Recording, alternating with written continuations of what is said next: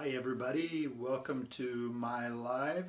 So tonight's going to be just a little bit different. Instead of going through, some rules to live by and different things like that, different advice that I've gotten over the years, it's actually going to be a story time. So tonight is story time with Kelly, but then again, with every story, there's always a moral to it. So I guess there's a life lesson at the end coming up. So the story is about August 28th, 1964. Now this is an important day that affected you growing up. It affected all of us, and it affects us still today. See, this is the day that Bob Dylan met the Beatles. And as a retired professor of musicology, there are so many stories about the evolution and advancement of all different kinds of musics that are really just fascinating, and this is one of them. So I want to share this story with you. So on August 28th, 1964, Bob Dylan meets the Beatles.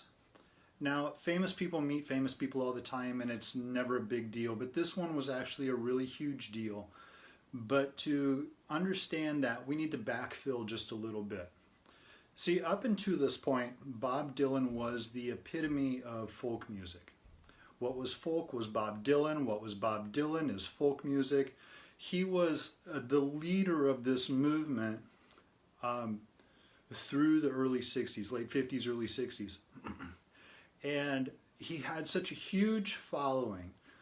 The thing was, though, that Bob had always toyed with the idea of going electric, which was against the grain in the folk culture, but it was something that was a driving force inside of him.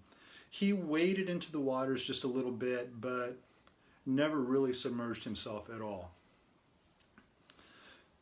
Going now to the Beatles. Now the Beatles arrive in 1962 in the United States. They come from Liverpool. They're doing covers of Bill Haley tunes, the 50s rock and rollers, and they show up playing bubblegum teenage girl music. This is their Beatlemania era.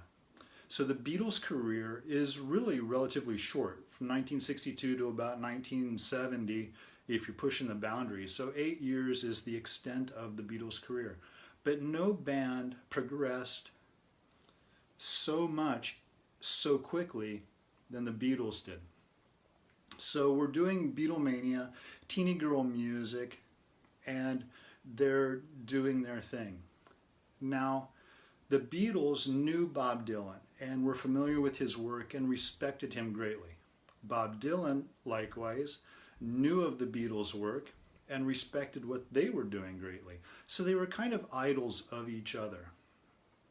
As fate would have it, the Beatles were doing a 4-night show in New York City, and they were staying at the hotel that was filled with fans, filled with other famous people that wanted to spend time with the Beatles, but they wouldn't let any of those people in.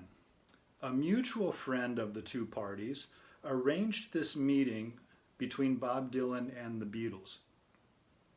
Now, what happened was that I have seen video of Bob Dylan walking into the hotel room, and I've always tried to find some video of what happened inside the hotel room, but I can't find it. If you have it or know where I could find it, shoot a comment below because I'd love to see it. Either way, the stories of all those involved seem to match up. What happened inside the hotel room was the two groups were standing face to face in front of their idols.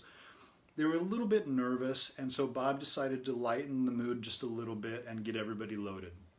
So he gets out his stuff and introduces the Beatles to pot. Now the Beatles, there has 4 eras, and we can track each of their eras based on their drug of choice. Prior to this, in their Beatlemania period, they were Scotchmen. So Bob gets out his stuff, gets everybody loaded, and during the conversations that ensue, Bob will convince the Beatles to change their style of music, to do a more intrapersonal style of lyric writing using surrealism. So at that moment, the Beatles have introduced their second era, which we call Dylan-inspired seriousness, and that will last for a couple of years. The Beatles, on the other hand, during the conversations, will convince Bob Dylan to go full-on electric. And later that year and in early 1965, Dylan will do that. He will leave the folk community behind, go full-on electric, and make a new era for himself. So really the moral behind all of this is that we are always influenced by those that we surround ourselves with. And if you want to aspire to greatness, then surround yourself with greatness. If you want to be a great business person, surround yourself with great business people. If you want to be a great athlete, surround yourself with great athletes and just do what they do. That's all there is to it. Now, that doesn't mean to alienate your current friends. Not at all, because there's a real relationship that is built there. And what's going to happen is the same thing that happened to Bob Dylan in the folk community.